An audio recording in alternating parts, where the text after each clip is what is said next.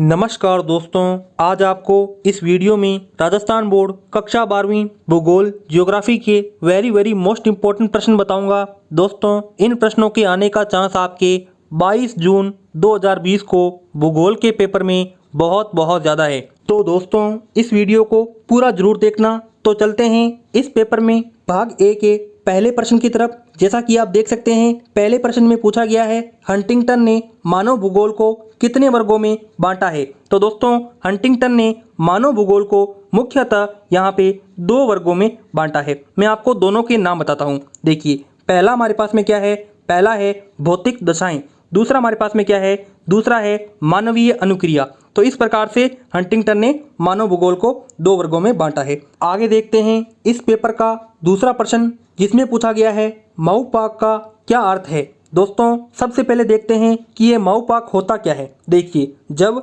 एस्मिको जनजाति अपने हथियार हारकून से सील मछली का शिकार करती है, उसे माउपाक कहते हैं। आपको बात समझ में आ गई होगी, फिर से बता देता हूँ। जब एस्मिको जनजाति अपने हथियार हारकून से सील मछली का शिकार करती है, उसे माउपाक कहते हैं। दोस्तों, अब इसका माउपाक का अर्थ समझते हैं। माउपाक का क्या अर्थ होता है? माउपाक का अर्थ होता है प्रतीक्षा करना, यानी कि वेट करना, किसी की राह देखना। ठीक है, प्रतीक्षा करना क्या होता है, माउपाक का शाब्दिक अर्थ होता है।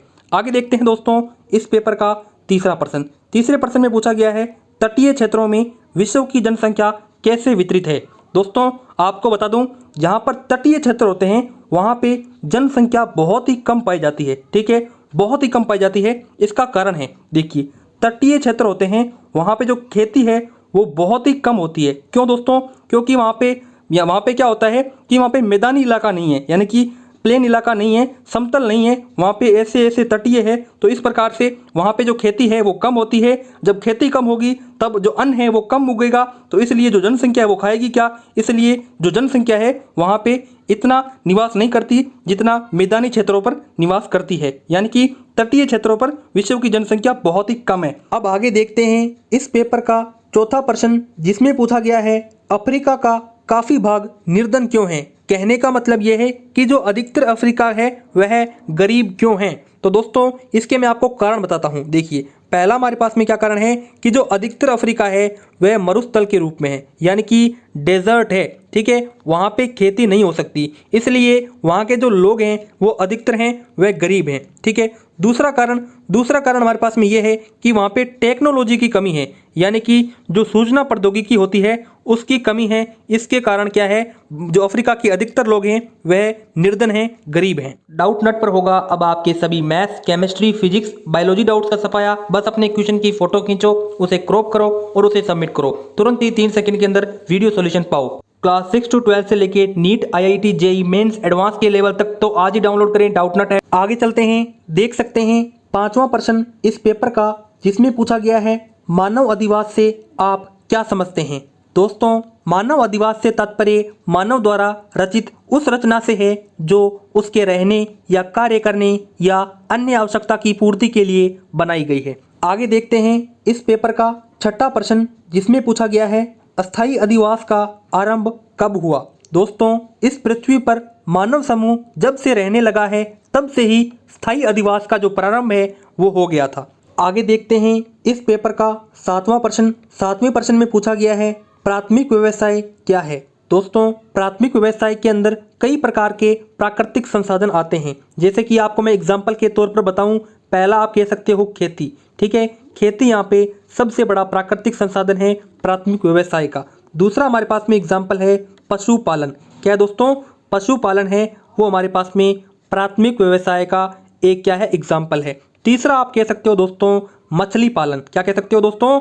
मछली पालन। आप लिख सकते हो मछली पालन। तो इस प्रकार से ये क्या है, प्राथमिक व्यवसाय के 2-3 एग्जाम्पल हैं जो मैंने आपको बताए। आगे 8वां प्रश्न देखते हैं, जिसमें पूछा गया है उत्तर पश्चिमी जलवायु पशुपालन क्षेत्र कहाँ पाए जाते हैं। दोस्तों, जल्दी से इसका करेक्ट आंसर कमेंट बॉक्स में बताइए। जो सबसे पहले और सबसे सही उत्तर देगा दोस्तों, उसे मैं बधाई दूंगा कि आपकी तैयारी भूगोल के अंदर बहुत अच्छी है। आगे देखते हैं इस पेपर का 9वां प्रश्न, जिसमें पूछा गया है देश का सबसे बड़ा कोयला उत्पादक क्षेत्र कौन सा है? दोस्तों, भारत देश के अंदर दो ऐसे राज्य हैं जहां पर सबसे अधिक कोयला है वो मिलता है। पहला हमारे पास में कौन सा है? पहला है झारखंड, जहां पे सबसे अधिक कोयला है वो मिलता है। दोस्तों, 2 नंबर पर जो राज्य है वो हमारे पास में है बिहार। कौन सा है दोस्तों? बिहार। यहाँ पे क्या मिलता है? दोनों जगहों पर क्या मिलता है? सबसे अधिक कोयला मिलता है। चलते हैं 10वें प्रश्न की तरफ। दोस्तों, 10वें प्रश्न में पूछा गया है विकास से आपका क्या तात्पर्य है? दोस्तों, किसी भी क्षेत्र के अंदर कुछ ना कुछ सुधार हो, इसका मतलब उस क्षेत्र के अंदर क्या हो रहा है? विकास हो रहा है। दोस्तों, आपको मैंने बता दिया, किसी भी क्षेत्र के अंदर कुछ ना कुछ जब सुधार हो रहा हो, इसका मतलब उस क्षेत्र के अंदर विकास हो रहा है। यानी कि आपको मैंने ये डेफिनेशन दे दी। देखते हैं आगे 11वां प्रश्न। 11वें प्रश्न में पूछा गया है भारतीय कृषि की विशेषता क्या है? दोस्तों, भारतीय कृषि की विशेषता आपको मैं 2 पॉइंट में बताऊंगा। पहले पॉइंट में आप सब जानते हैं कि जो भारत के अधिकतर लोग हैं वह खेती पर डिपेंड है, खेती से ही उनकी आजीविका है वह चलती है। दोस्तों, दूसरी जो हमारे पास में भारतीय कृषि की विशेषता है वह ये है कि भारतीय कृषि पारंपरिक जो तरीके हैं उनसे होती है, जैसे कि नदियाँ, हमारे पास में नहर, तालाब, कुएं, इनसे क्या होती है? ट्यूबवेल, इनसे क्या होती है? भारतीय कृषि होती है।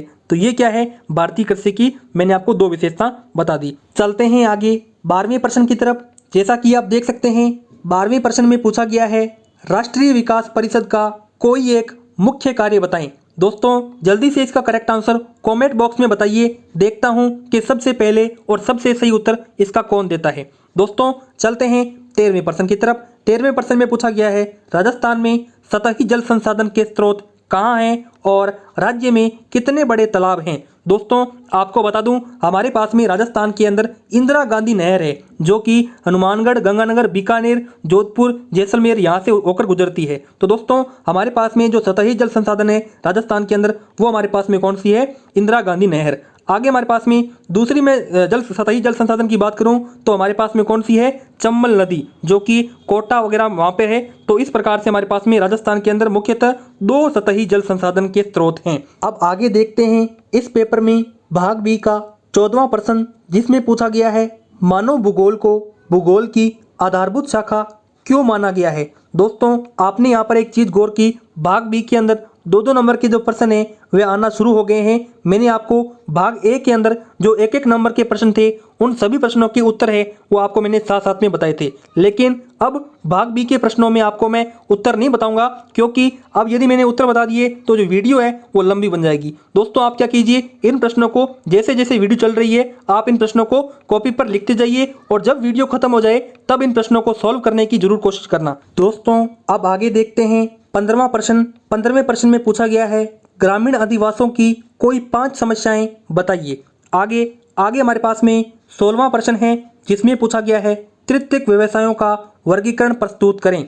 दोस्तों, ये वेरी मोस्ट इंपॉर्टेंट प्रश्न है, आपको फिर से कहना चाहूंगा, लिखते जाइए। 17वें प्रश्न में पूछा गया है सड़कों की गुणवत्ता पर विभिन्न देशों का कैसा प्रभाव है।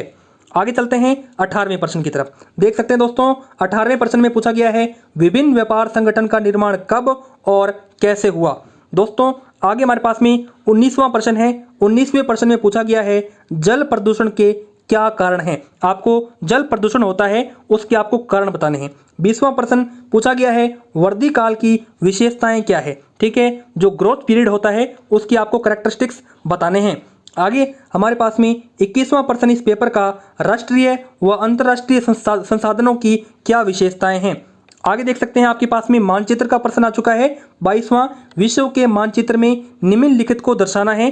जैसे कि आप देख सकते हैं, पहला है एस्किमो निवास क्षेत्र, दूसरा है यूरोपियन जनसमूह, तीसरा है अलास्का, चौथा है यहाँ पे लेसिथो। आगे हमारे पास में 23वां प्रश्न है, इसमें आपको भारत का मानचित्र दिया गया है। भारत के मानचित्र में निम्नांकित को दर्शाइए। पहला स्वर्णिम चतुर्भुज योजना, जो कि हमारे पास में दिल्ली, मुंबई, चेन्नई, कोलकाता के बीच में है। बांग्लादेश, ये आपको बताना है। ठीक है, आगे देख सकते हैं दोस्तों 24वां प्रश्न। 24वें प्रश्न में पूछा गया है राजस्थान के मानचित्र में निम्नांकित को दर्शाइए। पहला इंदिरा गांधी परियोजना और हमारे पास में दूसरा है जैसलमेर। आगे चलते हैं दोस्तों इस पेपर के 25वें प्रश्न की तरफ, जिसमें पूछा गया है तृतीयक व्यवसायों की विशेषताएं क्या है। आपको बताना है, 3 नंबर का प्रश्न है।